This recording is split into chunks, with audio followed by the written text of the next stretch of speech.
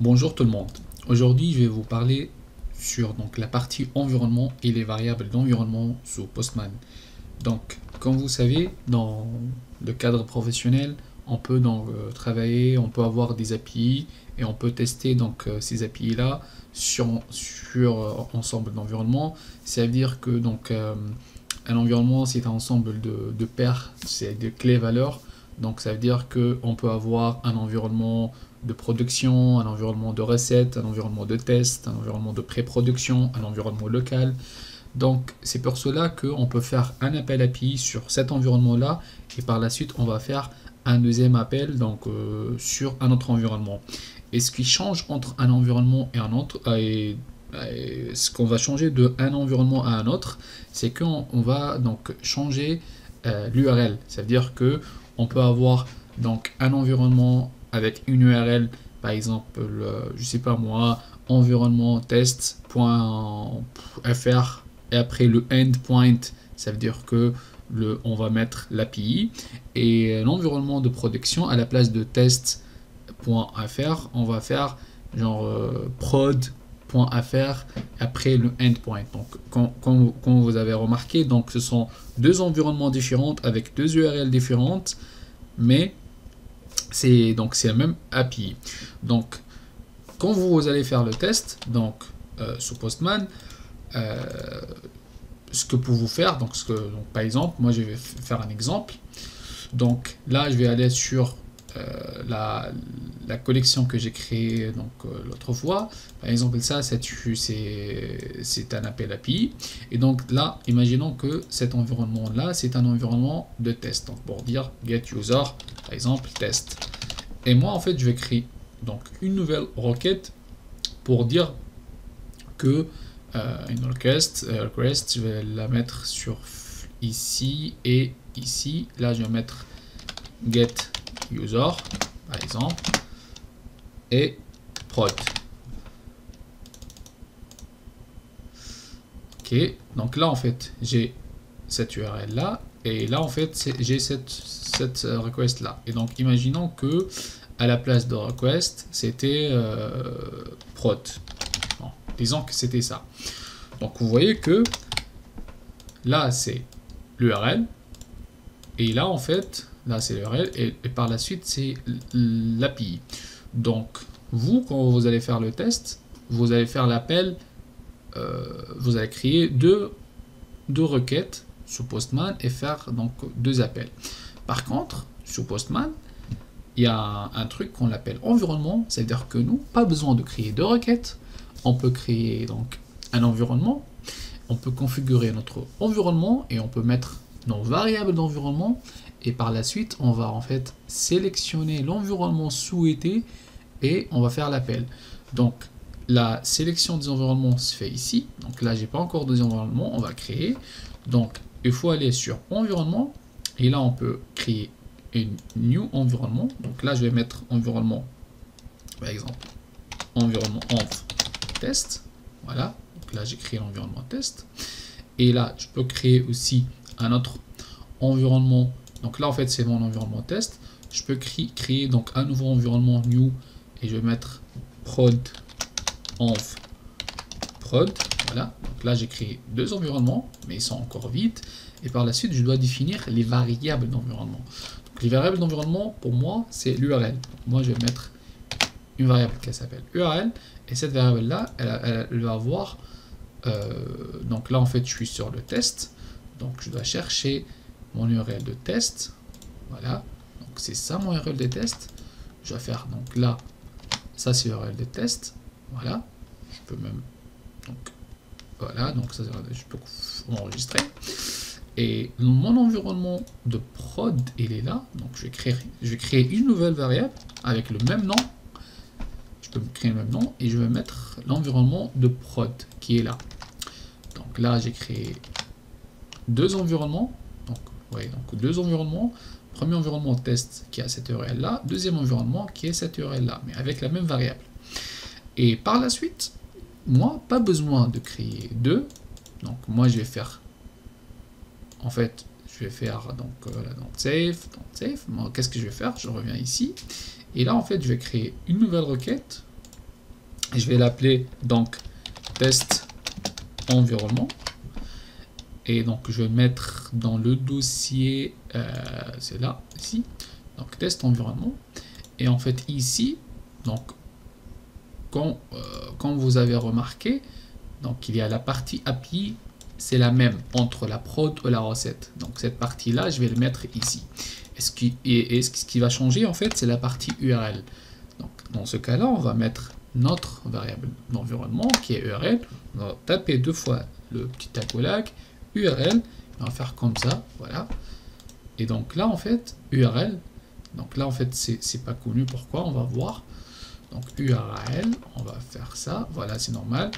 Et donc par la suite, moi ce que je peux faire, c'est que quand je vais sélectionner l'environnement, sélectionner l'environnement de prod par exemple, parce qu'en fait tout à l'heure j'ai sélectionné non environnement, c'est pour cela pour lui il va pas connaître cette URL, pour lui c'est pas connu. Par contre là, quand je vais sélectionner l'environnement de test, donc quand je vais faire un appel, donc on peut remarquer que qu'on a fait un appel API, on a bien en fait le résultat, et on a fait un appel, c'est comme si on a fait donc cet appel là qui était celui-là, qui était l'environnement de test, voilà. Et par la suite, quand je vais faire un appel prod, donc je fais comme ça, et je sélectionne l'environnement de prod, et je vais faire un appel. Bah, j'aurai pas de résultat, parce que l'environnement que je l'ai mis sur la prod, c'est un faux environnement. Moi, j'ai mis en fait un URL dans la prod qui n'existe pas. Et donc, par la suite, moi, donc pas besoin de créer les deux, je peux supprimer ces deux-là, donc je peux faire delete, et aussi donc delete, voilà. Et comme ça en fait j'ai une seule requête, et moi je peux jouer entre les environnements. Et donc comme vous avez remarqué que moi en fait j'ai créé une seule variable d'environnement, je peux créer d'autres, ça dépend de nos besoins. Ça veut dire qu'on peut avoir d'autres environnements en d'autres variables d'environnement, et on peut avoir donc des environnements. Et si vous voulez utiliser donc la même variable sur deux environnements différents, donc il faut créer, comme je viens de faire, il faut créer la variable avec le même nom et mettre donc votre valeur. Et comme ça, quand vous allez donc comme moi j'ai tapé URL, donc vous voyez que là, en fait, il se pointe sur https de .prodin. Et là, en fait, quand j'ai fait test, donc là, il se tape sur res.in. Donc vous voyez donc le fait que vous sélectionnez l'environnement. Et quand je fais l'environnement, bah, il va pas connaître ça parce que pour lui URL c'est pas connu, donc parce que moi j'ai pas chargé l'environnement. Donc là, comme vous voyez, j'ai fait un cas très simple, mais on peut donc faire plusieurs cas, plusieurs exemples dans lesquels où on peut mettre toutes les configurations nécessaires pour chaque environnement. Je vous donne un exemple. Dans le cadre professionnel, par exemple, dans un environnement de test, on va trouver l'URL, ça c'est ce qui est sûr, donc l'URL de l'environnement. On peut trouver aussi les credentials, c'est-à-dire qu'on peut trouver les logins et les passwords. Si par exemple on utilise notre API est sécurisé par un login et un password, donc là on va utiliser un login et un password, et donc on va mettre par exemple un login ici, voilà, et un password ici, donc password ici. Et donc là on va mettre je sais pas n'importe quoi, voilà, et donc ça sera login sur l'environnement test c'est 111 et password c'est 222. Par contre en prod, donc l'environnement de